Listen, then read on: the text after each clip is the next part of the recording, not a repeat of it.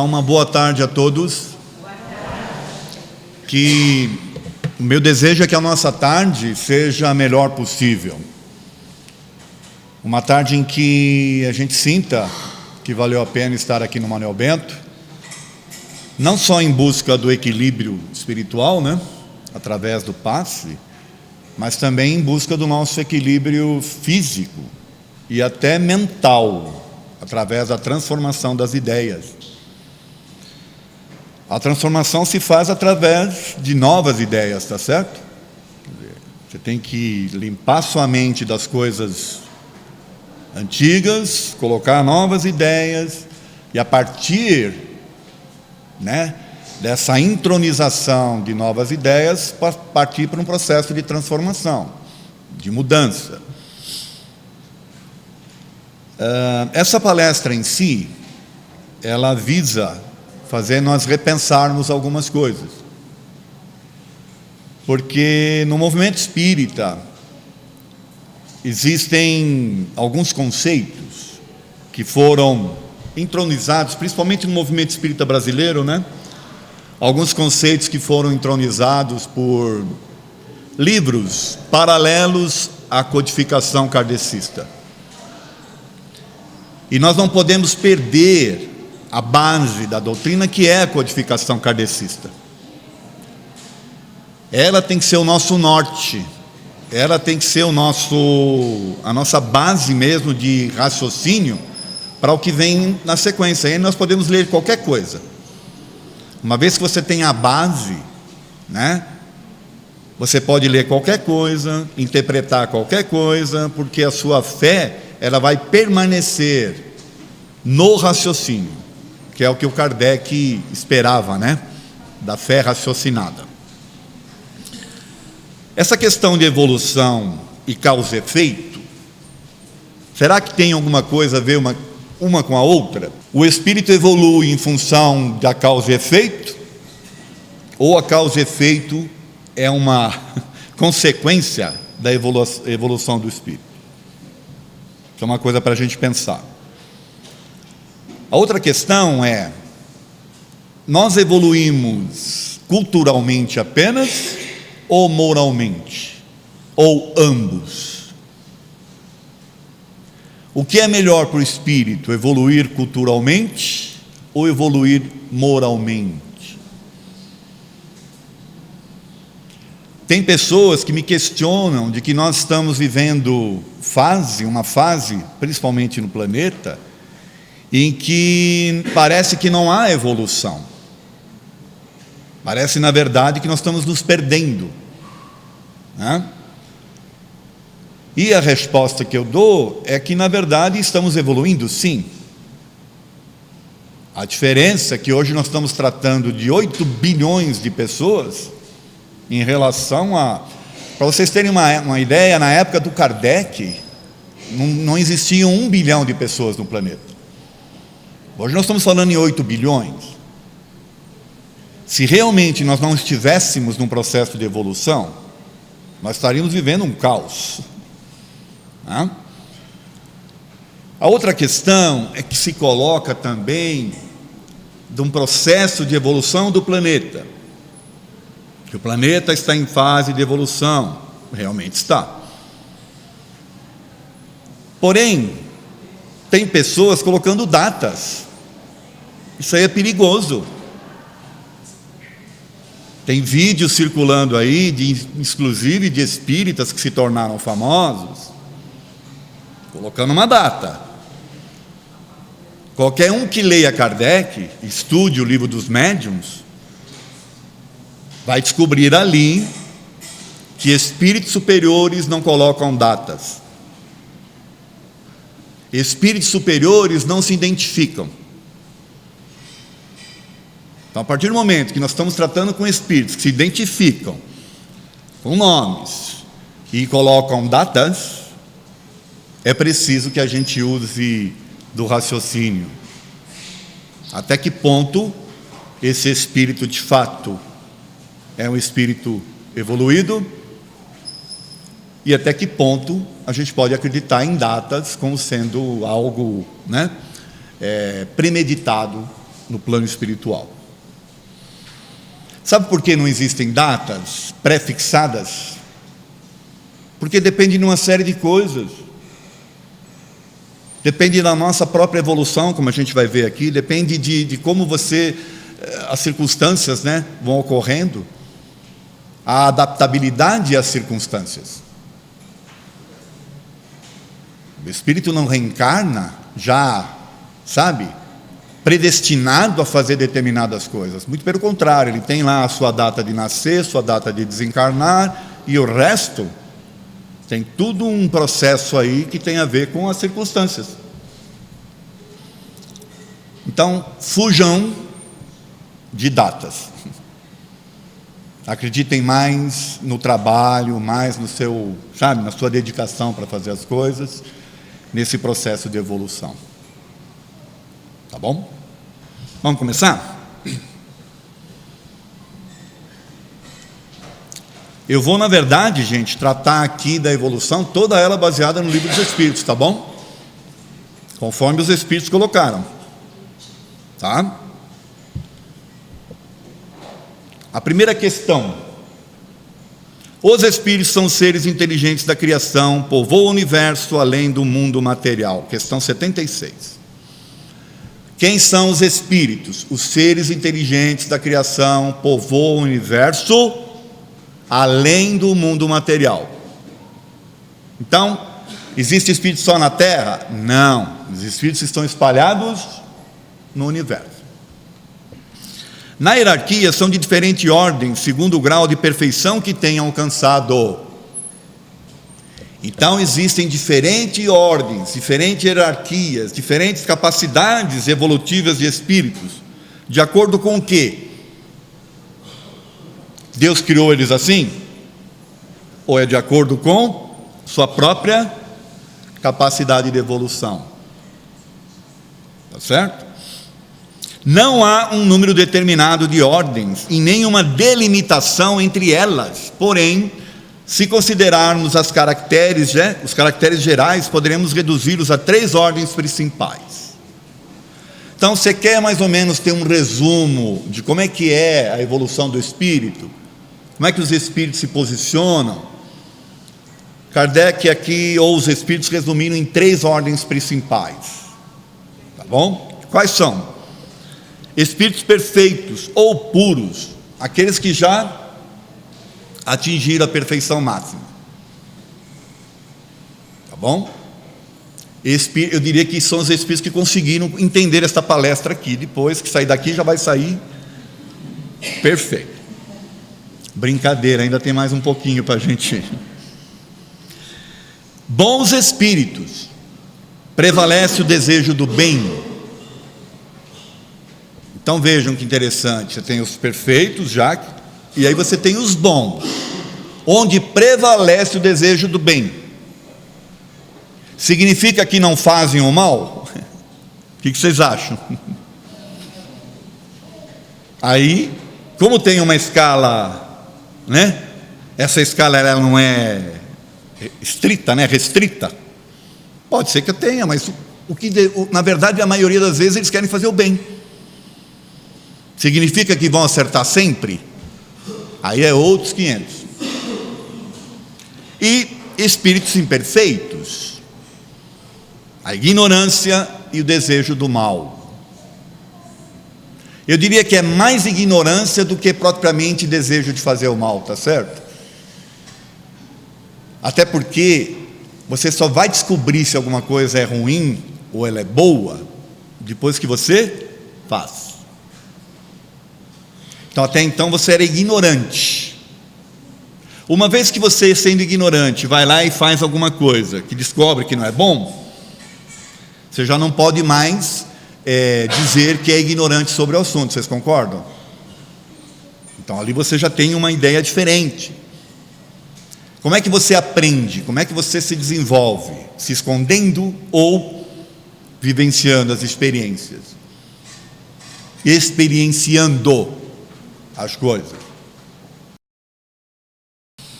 Os próprios espíritos é que buscam na sua melhora, e em melhorando-se passam de uma ordem inferior para uma ordem mais elevada.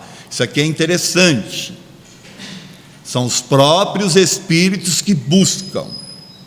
Então não tem aquela coisa, existe a liberdade de escolha. Não é uma coisa que é determinada, você tem que fazer. Não, você sente que precisa fazer, é diferente. Então é você que toma essa decisão, você como espírito. Ok? Deus criou todos os espíritos simples e ignorantes, isto é, sem o conhecimento. A cada um possibilitou missões, com o fim de esclarecê-los, de os fazer chegar progressivamente à perfeição. Então, interessante, né? Todos simples e ignorantes, com capacidades de fazer uso do raciocínio, de tomar decisões, de acertar, de errar, e nesse processo ir se desenvolvendo. Por isso que lá na questão anterior, são os próprios espíritos que buscam a sua melhora. Gente, para mim isso aqui é uma das coisas mais clássicas, em termos de entender um Deus justo, um Deus que, ama a todos indistintamente. Por quê? Porque para todos Ele deu as mesmas condições. E aí espera que a gente se desenvolva. Ele vai olhar aqueles que ainda estão mais atrasadinhos, vai esperar. Vai ficar feliz com aqueles que já evoluíram. Aí os que estão mais evoluídos vão querer ajudar os que estão mais atrasadinhos. É assim que funciona. Os espíritos não se conservam pela eternidade nas ordens inferiores, pois o objetivo de todos é se tornar perfeitos. Então, mesmo que demoradamente, acabam mudando de ordem. Mesmo que demoradamente. Então, às vezes eu questiono alguns livros, esses livros que eu falo que estão em paralelo, que colocam, por exemplo, mães sofrendo no plano espiritual por causa dos seus filhos. Ora, se esse espírito já entendeu que é um espírito evoluído, que ele está no processo de aprendizado, que ela, como mãe, foi mãe desse espírito na terra apenas, porque eles podem trocar de posição, vocês concordam ou não? E ela sabe que na verdade ele está atrasado, mas que ele vai chegar lá um dia. Por que vai sofrer como espírito? É querer levar para o espírito o sentimento humano. Entendem? Uma coisa é você ter sentimentos humanos. Esses sentimentos humanos, eles são levados para a gente pela emoção mesmo física. Muitas das coisas que nós sentimos são físicas. Quando você se desprende, você vai para o plano espiritual, é outra história. Porque ali você passa a ter uma visão mais ampla das coisas. Você vê as situações anteriores, tudo que aconteceu, as suas necessidades. Então não há o sofrimento como a gente imagina que exista na terra, desde que haja essa compreensão. Se está sofrendo, é porque ainda está numa base de compreensão física, não se desprendeu. Tudo bem até aí? Não é uma crítica, tá? É só uma observação. Eu só estou colocando aqui uma observação para que a gente possa pensar sobre o assunto. Nós não precisamos decidir isso, mas pensar sim. Os espíritos não degeneram, pois à medida que avançam, compreende o que os afasta da perfeição. Quando o espírito acaba uma prova, fica com o conhecimento que adquiriu e não o esquece mais. Pode ficar estacionário, mas jamais retroceder. Então, às vezes, ficam perguntando, mas puxa, por que Deus deixa esse pessoal aí reencarnar? E olha aí o que eles estão fazendo.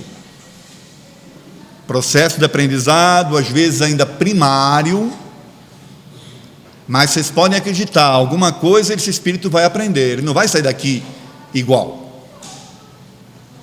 Aprendeu alguma coisa, ele vai. E o que ele aprendeu vai ficar com ele. Lembra das diferentes ordens? Então a gente está convivendo aqui na Terra com os mais diferentes níveis de espíritos. No plano espiritual já existe uma certa separação, em função, desses valores, em função da energia, da forma como vibra o espírito, ele já se separa, não há essa mistura, a mistura acontece aqui. E mesmo se vocês repararem, em função dos nossos interesses, dos nossos gostos, da forma como a gente vivencia as coisas, nossos valores, meio que existe já uma certa separação também. Podem ver, Às vezes a gente vê famílias, por exemplo, onde a convivência é toda uma convivência um pouco mais, moralmente falando, adequada em relação a outras. Por quê? Porque existe essa separação. Aqui também. Mas só que aqui acontece em função dos valores em si, da forma como a gente vive a nossa vida. Ok? Não são todos os espíritos que passam pelo mal para chegar ao bem, mas todos passam pela experiência da ignorância. Olha que interessante. Então, tem espíritos que não precisam passar pelo mal para chegar ao bem, mas todos vão passar pela ignorância. Significa o seguinte, que eu, por exemplo, eu tenho duas maneiras de aprender as coisas. Uma é observando, aquilo não é bom, então eu não quero para mim. Eu preciso passar por aquilo? Não, porque eu estou vendo que não é bom. Ou vivenciando. É isso mais ou menos que eles estão falando aqui. Tá certo? É o livre-arbítrio que possibilita ao espírito seguir o caminho do bem ou do mal, pois que Deus não os criou maus, criou os simples e ignorantes, isto é, tendo aptidão para o bem quanto para o mal. Os que são maus, assim se tornaram por vontade própria. Não fazemos nossas escolhas? O mundo não está me chamando para fazer determinadas coisas? De repente, o mundo, ele me pede tais coisas, que eu, para atender o mundo, me torno mal. Vou tentar dar um exemplo simples. Eu posso, por exemplo, numa profissão de vendedor, vender certinho tudo e ganhar um determinado valor das minhas comissões. Porém, eu posso, para atender o mundo, olha, você precisa ter o carro do ano, olha, você precisa ter um belo no apartamento, olha, você precisa ter casa na praia, você precisa ter isso, no mundo não exalta as pessoas a terem. Então eu, como vendedor, poderia vender as coisas certinho e ganhar. Eu começo agora a me corromper. Então eu vendo com bola,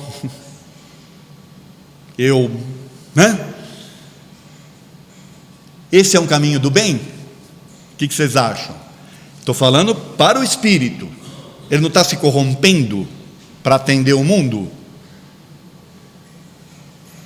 Ele vai evoluir espiritualmente?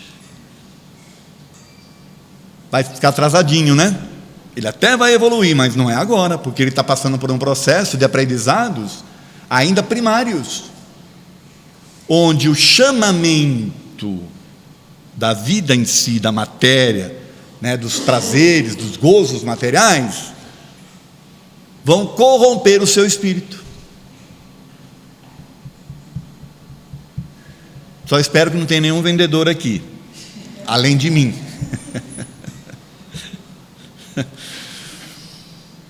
Não precisa ser vendedor, só a gente ver o que está acontecendo na política, tá certo? As coisas que estão acontecendo aí, Os espíritos que enveredaram pela senda do mal chegarão ao mesmo grau de superioridade que outros, porém, mais demoradamente. Ou seja, então é um processo, gente, em que se sabe que o Espírito vai chegar lá. Talvez mais demoradamente, mas vai chegar, porque o objetivo maior é esse, entende? Chegar à perfeição é o grande objetivo da encarnação dos espíritos. Assim sendo, todos precisam reencarnar muitas vezes.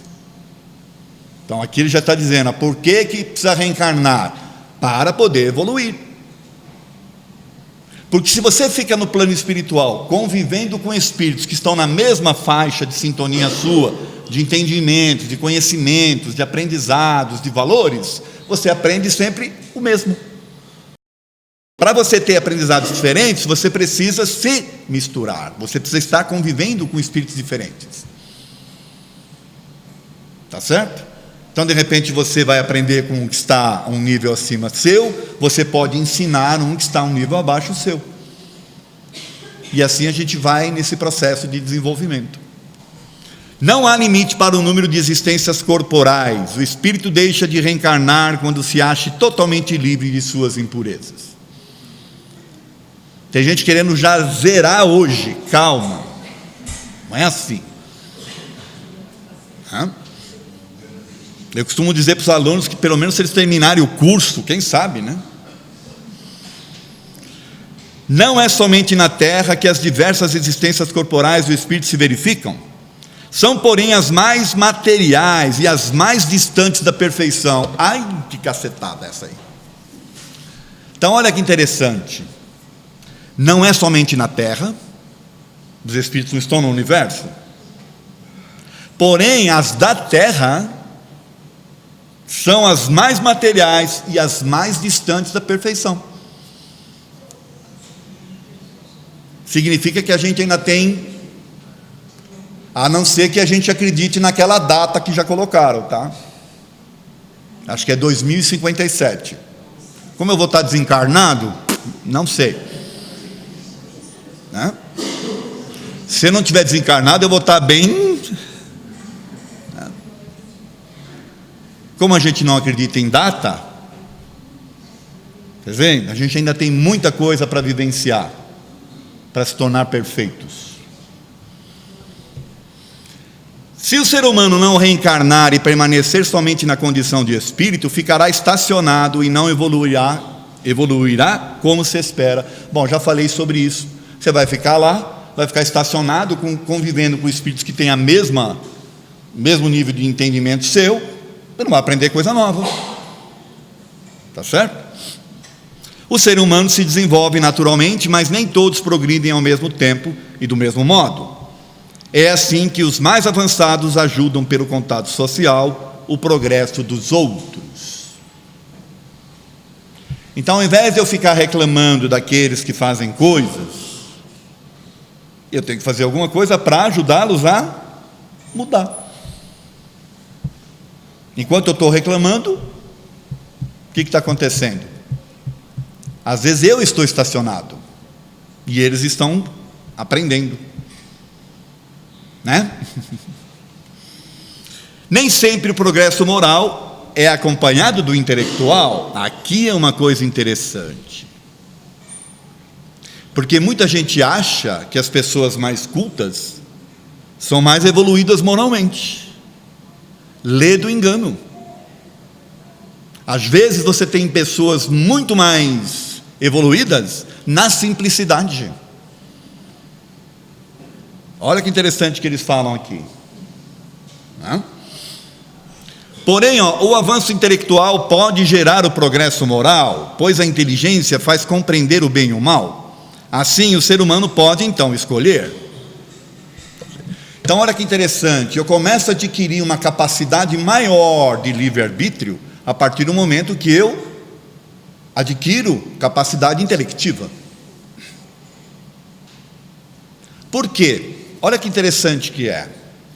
Às vezes você acha que uma pessoa que está num nível de entendimento básico das coisas tem o livre-arbítrio, só que ela na verdade está sendo induzida pela mídia, por exemplo. É aquilo que se chama de massa de manobra. Como a pessoa não tem capacidade para ela raciocinar, ela se deixa levar. Ela acha que está usando o livre-arbítrio, mas como ela não tem capacidade de raciocínio, não está pensando. Também é para pensar, tá bom? Massa de manobra. Isso acontece muito, inclusive no meio espírita. O desenvolvimento do livre-arbítrio segue o da inteligência e aumenta a responsabilidade dos seus atos. Olha que interessante aqui. É para complementar aquilo que eu estava falando. Você se desenvolve o seu livre-arbítrio a partir do momento que você tem a capacidade de escolha, de realmente decidir o que é bom ou não. E não simplesmente se deixar levar. Né? Porém, quando você adquire o livre-arbítrio, baseado na sua escolha, a responsabilidade passa a ser maior. É o que Jesus já falava lá atrás: muito vai ser pedido para quem muito foi dado. Para aquele que é ignorante, você não pode exigir coisas. Você vai passar a exigir daquele que tem capacidade de pensar, de decidir por si. A responsabilidade é maior. Então não adianta eu ficar aqui chateado, porque, por exemplo, a gente quer que o parente, ou que o filho, ou que alguém faça uma coisa, que a gente sabe que é o certo. Nós sabemos. Aí nós falamos para essa pessoa, mas ela não entendeu. Nós vamos impor? O aprendizado é imposto? Ou ele é adquirido? Enquanto a pessoa não tiver capacidade de refletir e de tomar decisão, ela não é senhora de si, desse aspecto. E imposições não vão ajudar no processo de desenvolvimento. O livre-arbítrio se pode resumir assim: o ser humano não é fatalmente levado ao mal. Os atos que pratica não foram previamente determinados. Os erros que comete não resultam de uma sentença do destino. Então, olha que interessante. Os erros que comete não é uma sentença do destino, mas sim uma experiência que ele está tendo. E é através desses erros que ele vai se desenvolver, desde que ele reconheça. Não? Pode previamente escolher uma existência que seja arrastada ao mal, quer pelo meio onde se acha encarnado, quer pelas circunstâncias que sobrevenham, mas será sempre livre de agir ou não agir. E é aí que ele vai adquirindo experiência. Em resumo, a evolução, que é o progresso dos espíritos, ocorre em diferentes mundos de forma lenta e gradual, baseada nas suas escolhas e vivências, tanto encarnados quanto os espirituais. As vivências, encarnadas ou espirituais. E isso eu convido vocês para lerem as questões 258 a 273 do Livro dos Espíritos. Escolha das provas. Ali vocês vão perceber que o espírito vai escolher aquilo que é melhor para ele como espírito. E nem sempre o que é melhor para ele como espírito vai ser bom materialmente falando, devido às escolhas que se faz. Porque a vida, a matéria vai te levar para um lado, e os seus anseios espirituais querem te levar para outro lado. Fica difícil você equilibrar isso, entende? E esse é o grande segredo da vida: saber equilibrar os anseios espirituais com as necessidades materiais. E aí quero convidar vocês a usarem o raciocínio. O que vai prevalecer da nossa vida? A matéria ou a alma? Aí tem que saber fazer a escolha. Eu vou dar mais atenção para o que vai ficar ou para o que vai seguir? É esse equilíbrio que nós temos que buscar. A evolução completa do espírito para atingir a pureza necessária se dará tanto no campo intelectual quanto no emocional. O equilíbrio entre os dois é então a sua plenitude. De novo, eu posso me desenvolver intelectualmente, mas se eu não me desenvolver emocionalmente e moralmente, vai haver o desequilíbrio. É preciso que haja, um equilíbrio entre os dois. Eu vou passar para vocês aqui um caso para reflexão. Vocês já devem ter visto isso circulando aí ou no Facebook ou no WhatsApp, mas eu vou ler aqui para vocês, tá? É uma carta. Ao término da Segunda Guerra Mundial, num campo de concentração nazista, foi encontrada uma carta dirigida aos professores com a seguinte mensagem. Vocês todos já conhecem isso. Prezado professor, sou sobrevivente de um campo de concentração. Durante a minha prisão, meus olhos viram o que nenhum ser humano deveria ver. Câmaras de gás construídas por engenheiros formados. Crianças puras, frágeis e inocentes envenenadas por médicos que foram instruídos, diplomados e habilitados para salvar vidas. Vi crianças recém-nascidas mortas por enfermeiras treinadas. Mulheres e seus bebês fuzilados e queimados por pessoas graduadas em colégios e universidades. Assim, tenho minhas suspeitas sobre a educação. Então, meu pedido é: ajude seus alunos a tornarem-se humanos. Seus esforços nunca deverão produzir monstros treinados ou psicopatas hábeis. Ler, escrever e aprender línguas, história e aritmética só são importantes se ajudarem a tornar nossas crianças mais humanas. Não sei se é verdade ou não a carta, mas o que ela narra aqui é. Tá certo? Então nós vimos aquela questão, de você se desenvolver intelectualmente, você ter capacidades de desenvolver coisas, mas ir contrário à questão moral, você se corromper para atender o mundo e se perder como espírito. E aliás, vou lembrar Jesus de novo, do que vale você ganhar o mundo e perder a alma. Olha, ele já falava isso lá atrás. De que vale você ganhar o mundo e perder sua alma. Então, intelectual nós podemos ser, mas não podemos esquecer do aprendizado moral. Educar, na verdade, é educar moralmente, O que é certo, errado, o que é bom, o que não é. Não, você não ter ambições pelas coisas dos outros e por aí afora. Senão acaba virando esses psicopatas que nós estamos vendo por aí. Vamos falar um pouco agora de lei de causa e efeito? Vamos começar com um esclarecimento inicial aqui, Se pesquisarmos as 5 principais obras da codificação espírita, não encontraremos nenhuma menção à lei de causa e efeito, porque ela não é tratada especificamente, mas se insere num todo a ser compreendido. Procurem lá, lei de causa e efeito, vocês não vão encontrar. Por quê? Porque não existe ela sendo tratada especificamente como a lei de progresso, como a lei de amor, justiça e caridade, como a lei de destruição, lei de liberdade, lei de sociedade. Essas são tratadas nas questões. Lei de causa e efeito não. Ela está inserida na compreensão do todo. Tá bom?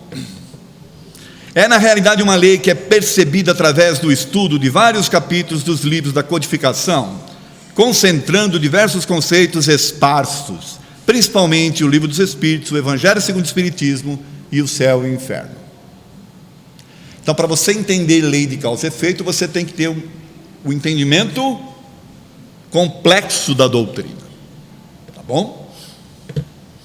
Além deste entendimento geral, reunindo conceitos doutrinários, podemos concluir a existência dessa lei por um princípio utilizado pelos espíritos superiores, que esclarecem na questão 4 do Livro dos Espíritos a origem de Deus, dizendo que para todo efeito existe uma causa, e não há causa sem efeito. Como é que eu posso entender Deus? Pela lei de causa e efeito. Para todo efeito tem que ter uma causa. Não existe a vida? A vida não é um efeito? Qual é a causa da vida? Algo anterior à vida. E por aí afora. Tá certo? Mais precisamente, este princípio é aplicado no capítulo 5 do livro Evangelho segundo o Espiritismo, titulado Bem-aventurados os aflitos. Principalmente nos itens 1 a 3, justiça das aflições, 4 e 5, causas atuais das aflições, e 6 a 10, causas anteriores das aflições. Então olha que interessante, você quer entender a justiça das aflições? Tem que buscar a causa. Você quer entender as causas atuais das suas aflições? Veja as suas atitudes de hoje. Você quer entender as causas anteriores? Aí é a história do Espírito. Só que essa questão da causa e efeito, ela já vem sendo dita há muito tempo. Ela está numa compreensão geral nossa, né? Como eu já falei aqui. E Jesus falava sobre ela, Então Jesus lhe disse: embainha a tua espada, pois todos os que lançam mão da espada perecerão. O que significa isso? Que você vai ter que arcar com as consequências das suas ações. Retorquiu Jesus: em verdade vos digo que todo aquele que comete pecado é escravo do pecado. Quais são as causas dos sofrimentos? O que é? Está sofrendo por quê? Porque fez alguma coisa, vocês concordam?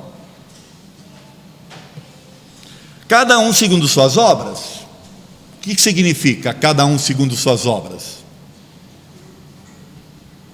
Você está fazendo alguma coisa que você vai colher depois, não é assim?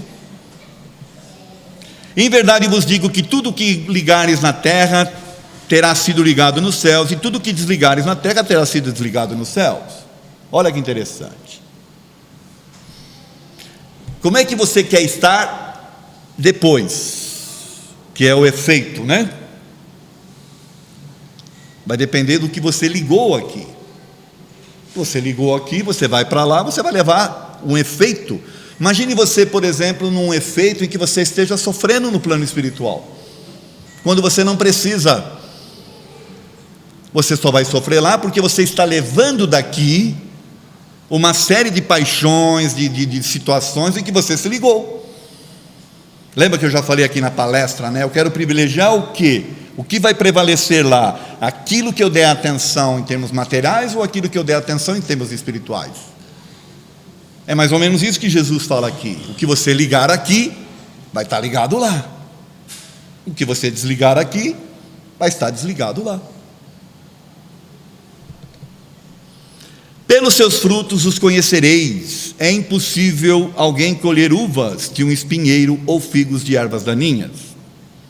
Assim sendo, toda árvore boa produz bons frutos, mas a árvore ruim dá frutos ruins. Não dá para você esperar coisas diferentes. E ainda tem mais a parábola do semeador, né? Todo mundo vai semear, uma hora vai colher. Você não vai colher coisas que você não semeou, e por aí afora. Então essa questão da lei de causa e efeito, nós temos que entender como sendo algo que faz parte do processo da evolução. Eu comecei perguntando, né? Se é a evolução que produz a causa e efeito, ou se é a causa e efeito que produz a evolução. Na verdade é algo que está intrínseco. Eu só vou evoluir baseado nas coisas que eu produzir. Não é assim? Porém, eu quero fazer uma provocação para vocês. Causa e efeito não é ação e reação. Como assim? Não é a mesma coisa? Será? A gente tem que usar um pouco do raciocínio. Vamos ver? Ação e reação é a conhecida terceira lei da física de Newton. Para toda ação, que é uma força, sobre um objeto, em resposta à interação com outro objeto, existirá uma reação, uma força do mesmo valor e direção, mas com sentido oposto. E eu usei aí a figura daquelas bolinhas. Eu tenho uma na minha mesa, às vezes eu fico brincando com ela ali. É impressionante, Você pega a bolinha, você levanta, na hora que ela bate, ela leva a primeira, Tem 3, ela leva a primeira na mesma. Aí ela volta, leva aquela. Isso aí é um processo de ação e reação, é uma lei física. E ela é imediata, ela não espera. Tá bom? Apesar de terem sentidos parecidos, a lei de causa e efeito é espiritual e se difere da lei física de ação e reação, principalmente pelo componente da vontade do espírito, a qual chamamos de livre-arbítrio, escolhas positivas principalmente. Porque as pessoas esquecem que o espírito, a partir do momento que ele tem a capacidade de escolher, ele vai escolher coisas boas. Ou vocês acham que vai ficar escolhendo coisa ruim? Ora, a não ser que ele seja completamente... Então, ele não está de posse de seu livre-arbítrio. As escolhas são positivas. Entendem o que eu quero dizer ou não? Se eu acho que, por exemplo, eu hoje fiz uma coisa ruim, vamos pegar aqui um exemplo qualquer, trair uma pessoa. A pessoa se sentiu muito chateada, magoada comigo. Na próxima, todo mundo pensa o seguinte: na próxima vai ser traído. E de preferência 2 vezes ainda, que é para aprender mesmo. Ora, que pensamento é esse? Esse é o pensamento da lei de ação e reação, que é física. Vai, volta. Nós estamos falando que, e o espírito, as escolhas que ele faz, fica onde? Ou então, a mulher que tem um marido que bebe. Casou, ele não bebia, de repente começou a beber, fraco que é. Eu falo isso porque eu sei que não tem ninguém aqui assim, que faz isso, tá certo? Senão não falaria. Aí, este marido, bêbado, começa a atrapalhar a vida da família. A mulher procura a casa espírita para ser atendida, e aí um atendente fala assim: minha filha aguenta, porque isso aí é ação e reação. Você está aguentando ele porque você deve ter feito coisas, você já deve ter bebido muito na vida anterior, e agora você está pagando. E mais, trata de aguentar, porque senão na próxima vai vir, além do marido, vem a sogra bêbada também. Gente, já pensou? Que conceito é esse? Qual é esse conceito? Onde está a escolha? Quer dizer que esse marido não pode aprender com os erros dele? Ele não pode se transformar? Ele não pode se tornar diferente? E ele vai ter que voltar bêbado também na próxima? Espera aí, não é isso que eu aprendi com a doutrina. Não é isso que eu entendo quando eu leio lá as questões 258 até 273. As escolhas não são feitas para isso. Isso aí é imposição. O livre-arbítrio não existe então. Na ação e reação, o efeito é material e o retorno é imediato. Já na causa e efeito, o retorno é espiritual e fatalmente também ocorrerá, porém, não necessariamente será imediato e ainda poderá ser modificado pela maior de todas as leis, que é a lei de amor. Porque o amor cobrirá a multidão de pecados. Isso é Pedro quem falou. Qual é a maior lei de transformação e de evolução do espírito? O amor. Não é a dor, não é cobrança, não é pagamento. Então vou tentar dar um exemplo aqui. Eu conheci uma história de uma pessoa, eu não vou falar o nome porque não tem autorização para isso, Mas essa pessoa tem, não sei se ainda tem, mas ela tinha uma casa em que ela acolhia mães solteiras, meninas que tinham sido engravidadas e que estavam prestes a abortar. Ele as acalentava, ele as atendia, ele as socorria, ele as mantinha lá até ela terem os filhos, e depois encaminhava essas crianças para serem adotadas. Ele me falou, na verdade, que ele tinha sido um abortista lá atrás. Ele me falou isso. Então olha que interessante, o abortista de ontem foi o que acolhedor de hoje. Mas como a gente acha que é ação e reação, e não é a lei em que o Espírito faz suas escolhas, e a escolha é sempre pelo amor, é sempre pelo progresso, a gente acha que ele vai ter que reencarnar, vai querer ter filho e não vai poder, entendeu? Porque é a primeira coisa que falam para as pessoas que têm dificuldade de ter filho, que é outro absurdo.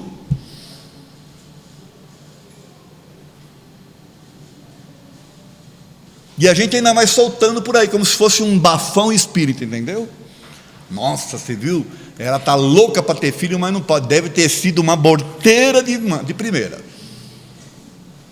Para com isso. Aonde?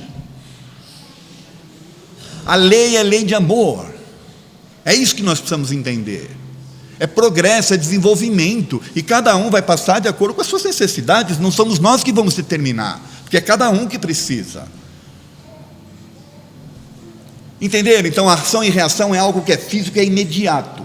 O causa e efeito, o espírito pode escolher. Talvez ele não esteja preparado para aquela próxima, ele deixe para outra. E a escolha que ele vai fazer vai ser o de progredir e não de se atrasar, entende? Não é pagamento, é progresso. Tem uma diferença muito grande. Se o espírito plantou dores numa existência física, ao desencarnar poderá adquirir consciência e arrependimento, e para recuperar-se dos erros cometidos e ao mesmo tempo evoluir, poderá numa nova existência semear o bem e o amor. Aí eu convido a vocês também a lerem Expiação e Arrependimento, as questões 990 a 1002 do Livro dos Espíritos. Eu ia trazer aqui, mas eu falei, não, vamos dar um pouquinho de trabalho para eles. Questões 990 a 1002. Expiação e arrependimento.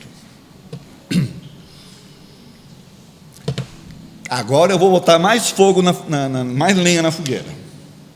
Causa e efeito também não é karma. E para isso é preciso ter muita karma para entender o karma. Entenderam? A lei de causa e efeito também não tem nada a ver com a chamada lei do karma, ou karma com K, né? E o que seria o karma? Gente, o karma é uma palavra que é do sânscrito, é uma língua que já é morta. Ela tem a ver lá com os orientais, eles têm um entendimento sobre isso, tá certo? Faz parte da cultura deles, né? Eles vivenciam essas coisas. Porém, olha que interessante, para eles karma é ação é causa e efeito. Então você pode ter pessoas que estão vivenciando uma situação positiva, é um karma. Pessoas que estão vivenciando coisas negativas, é karma.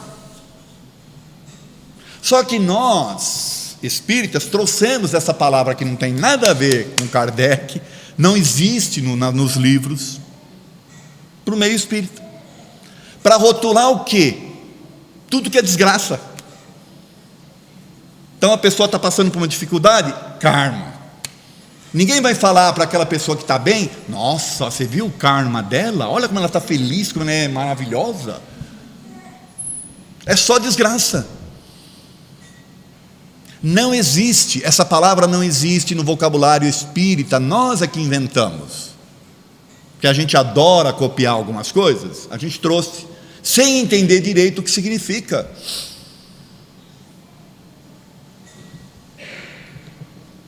É importante ressaltar que esta expressão karma também não consta na codificação espírita, ela pertence ao hinduísmo e ao budismo, como eu já falei.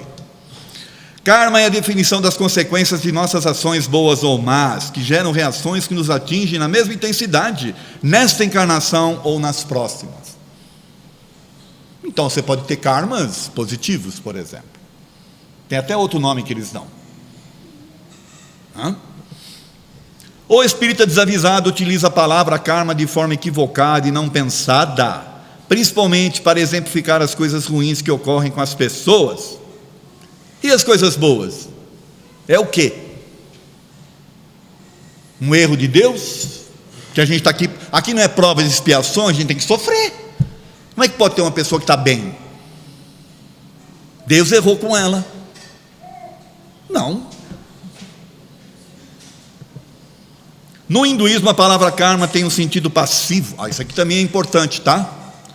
Ela tem um sentido passivo. A pessoa, para fazer jus a algo melhor no futuro, deve sujeitar-se a situações e males que lhe são impostos, sem reagir.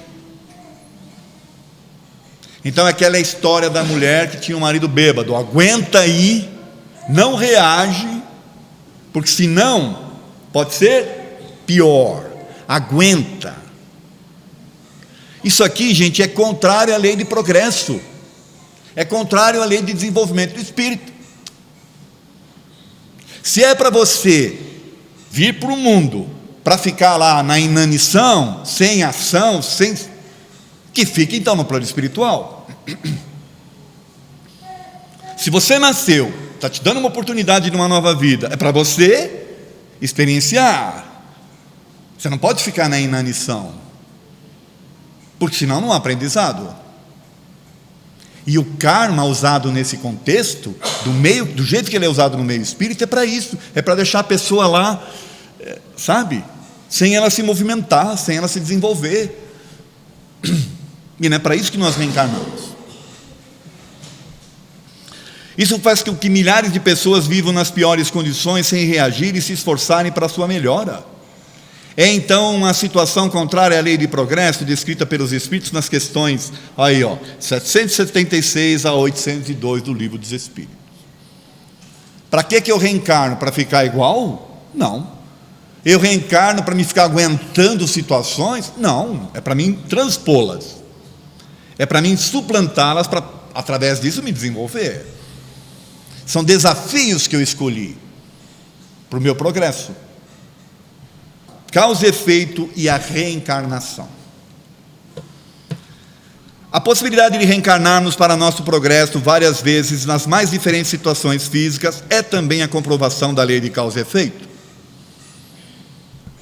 Concordam com isso ou não? Se eu estou reencarnando várias vezes, é um processo da lei de causa e efeito, né? Se eu não precisasse reencarnar, eu ficaria lá. As situações que as pessoas enfrentam em suas vidas, sejam elas boas ou más, e que não são originárias em escolhas e ações desta mesma vida, são efeitos das consequências de escolhas e vivências passadas, que seriam então, na realidade, as causas anteriores. Ora, uma pessoa nasce já com um determinado problema, ela já nasce assim. É porque Deus está castigando ela? Ou é uma oportunidade para ela, como espírito? O que vocês acham? É castigo ou é oportunidade? Deus castiga? Então não é para a pessoa, é para os pais. Deus castiga os pais também? Vocês querem ver qual é o pensamento progressista para isto? Ao invés de tratar as mães de pessoas excepcionais como sendo pessoas que têm karma, ou que estão ali para pagar, elas são pessoas que são heroínas, são pessoas que têm um espírito, sabe, vibrante, que aceitaram uma missão. Olha a diferença. São espíritos corajosos. Esse é o pensamento do espírita progressista, do espírito que tem uma consciência do que é a lei de ação e reação, que é causa e efeito, por aí afora. Até eu estou falando em ação e reação. Causa e efeito, né? Então, olha o pensamento. A pessoa que recebe um espírito nessas condições é um espírito que tem uma capacidade muito maior do que a gente está imaginando. Então, sabe aquela senhora que tem um marido que bebe? Qual é o espírito melhor ali na relação? O que está entornando o caldo ou a que está lá se mantendo firme? Quem é o espírito mais preparado? O outro fraquejou. Quem é o espírito que nós temos que, exaltar, né? No sentido de que, olha, esse aí está num processo de desenvolvimento. É esse que está suportando, esse que está levando a coisa adiante. Né? Haverá seres humanos que só têm o instinto do mal e são inacessíveis ao arrependimento? Olha que interessante essa questão. Eu trouxe a pergunta e agora vou colocar a resposta. Haverá seres humanos que só têm o instinto do mal e são inacessíveis ao arrependimento? O que vocês acham? Porque o que é que transforma a pessoa? Um processo de arrependimento, vocês concordam? Já foi dito que todo espírito tem que progredir constantemente.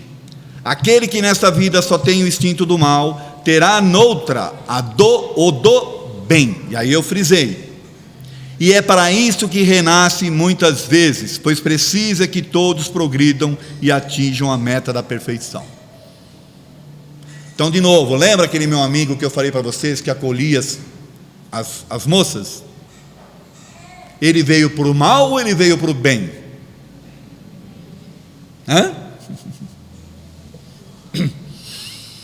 Conclusão. Nós todos que somos na nossa essência espíritos, iremos progredir incessantemente em busca de nossa evolução. Este nosso progresso, porém, se fará balizado pela lei de causa e efeito. Não tem como fugir da lei de causa e efeito. Lentamente, através das várias experiências como encarnados, nós, os seres humanos, através de nossas escolhas, que é o livre-arbítrio, e sofrendo as consequências delas, que é a lei de causa e efeito, entenderemos as diversas leis da natureza e aprenderemos a conciliá-las na busca da nossa evolução e ascensão espiritual. Então, às vezes eu estou convivendo aqui no mundo e eu desconheço determinadas leis, eu as infrinjo, como a lei de liberdade, ou a lei de igualdade, a lei de progresso, a lei de destruição. Eu as infrinjo porque eu não as conheço. A partir do momento que eu vivencio uma experiência, que é a causa e efeito, eu tenho um aprendizado, eu evoluo nesse sentido. Que pensais, olha aqui que interessante, questão 648. Que pensais da divisão da lei natural em 10 partes, compreendendo as leis de adoração, trabalho, reprodução, conservação, destruição, sociedade, progresso, igualdade e liberdade, e a de justiça, amor e caridade? Querem saber quais são as leis naturais? Estão aqui. São essas aqui. Olha a resposta. A última lei é a mais importante, e é por ela que o ser humano pode avançar mais na vida espiritual, porque resume todas as outras. Quer saber qual é a lei mais importante? A lei de amor, justiça e caridade. Quer evoluir espiritualmente? Você pode se desenvolver culturalmente, não há problema nenhum. Mas se você não tiver amor, não tiver senso de justiça e caridade, aí você vai se tornar um anjo decaído, né? Um anjo com a asa, né? Você vai estar voando em parafuso. Você precisa ter o equilíbrio. E os espíritos respondem aqui. A lei mais importante, amor, justiça e caridade, porque ela resume todas as outras. É assim que o espírito se desenvolve. Para encerrar, eu vou colocar algumas frases aqui, tá?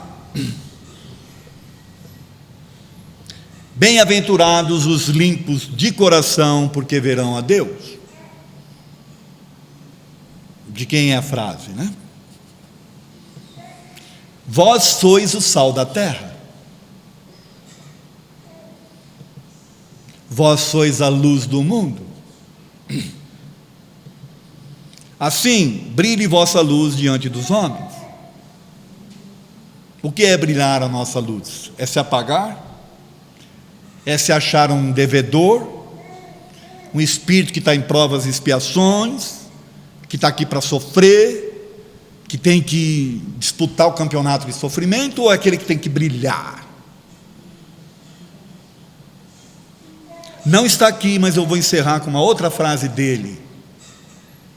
Os olhos é a candeia da alma. Dependendo de como você olhar, a sua candeia, quer dizer, a sua luz, pode iluminar ou pode trazer trevas. Nós estamos aí plantando e nós vamos colher um dia, certo? Agradeço a atenção de vocês, tá bom? Tudo de bom para vocês.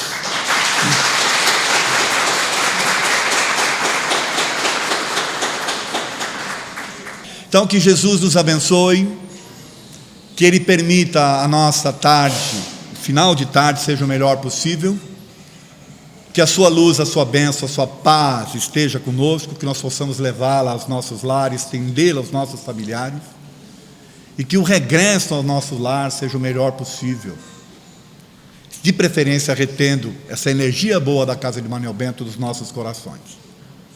Tudo de bom para vocês.